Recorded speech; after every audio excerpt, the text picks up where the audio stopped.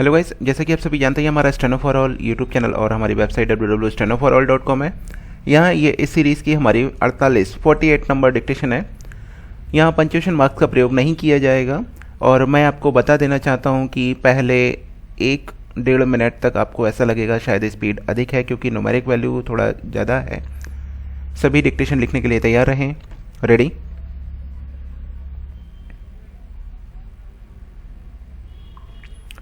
आयात निर्यात में मात्रात्मक प्रतिबंध समाप्त किया गया। निर्यात की वस्तुओं को अधिक प्रोत्साहन दिया गया।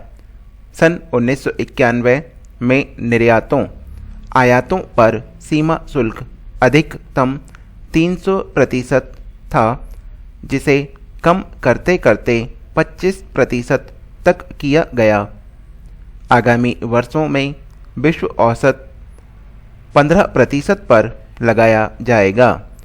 उक्त निर्णयों के फलस्वरूप कुछ अच्छे परिणाम भी सामने आए हैं। 1991-92 का औद्योगिक सूचकांक 0.6% की वृद्धि दर से 1993-94 में 5.6% तथा 1994-95 में 8.4% तक पहुंचा, जो 12वीं पंचवर्षीय योजना में 12% लक्षित किया गया है। सार्वजनिक क्षेत्र की भागीदारी में सरकार के अलावा अन्य क्षेत्रों का विनिवेश कई गुना बढ़ा है। विदेशी सहयोग से हजारों प्रस्तावों को स्वीकृति दी गई है। स्वीकृत प्रस्ताव विद्युत उत्पादन, विद्युत उपकरण, तेल शोधक, रसायन एवं निर्यात संबंधी क्षेत्रों में संबंधित हैं। कंपनियों में विदेशी निवेश भी बढ़ा है। कच्चा माल तथा पूंजीगत वस्तुओं के आयात शुल्क को काफ़ी कम किया गया है। अगस्त 1994 में लागू खाते में मुद्रा को पूर्ण परिवर्तनीय बना दिया गया। उदारीकरण की इस प्रक्रिया के कुछ और भी बेहतर परिणाम निकले हैं। व्यापार घाटा जीडीपी के प्रतिशत के रूप में कम हुआ है।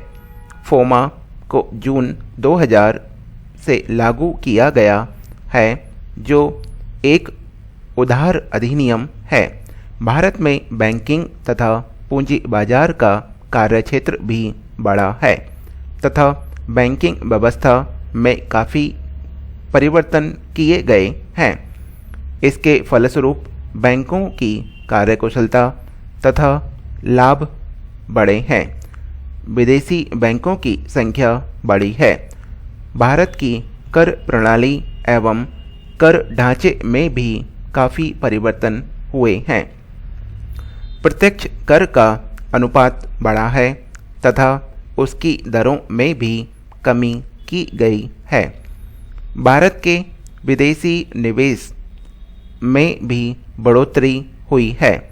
इसी प्रकार भारत के विदेशी भंडार मुद्रा में 1990-91 में इतनी कमी आई थी कि तत्कालीन सरकार को सोना भी गिरवी रखना पड़ा था, किंतु अब विदेशी मुद्रा का भंडार कई गुना हो चुका है। इसी तरह ढांचागत क्षेत्र का विकास भी तेजी से हुआ है।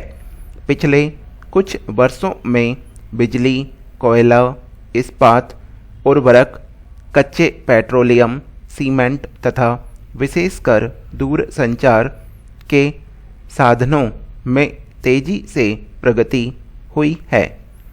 आर्थिक सुधारों के इस प्रथम चरण से उत्साहित होकर अक्टूबर 99 में नवगठित केंद्रीय सरकार ने आर्थिक सुधारों के दूसरे चरण की घोषणा की है।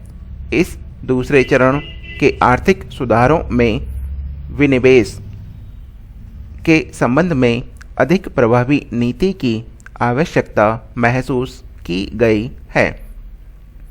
अब केंद्र सरकार ने अपने अनेक उपक्रमों को संयुक्त उपक्रमों में बदला है, जो इनके निजीकरण की दिशा में ठोस कदम है।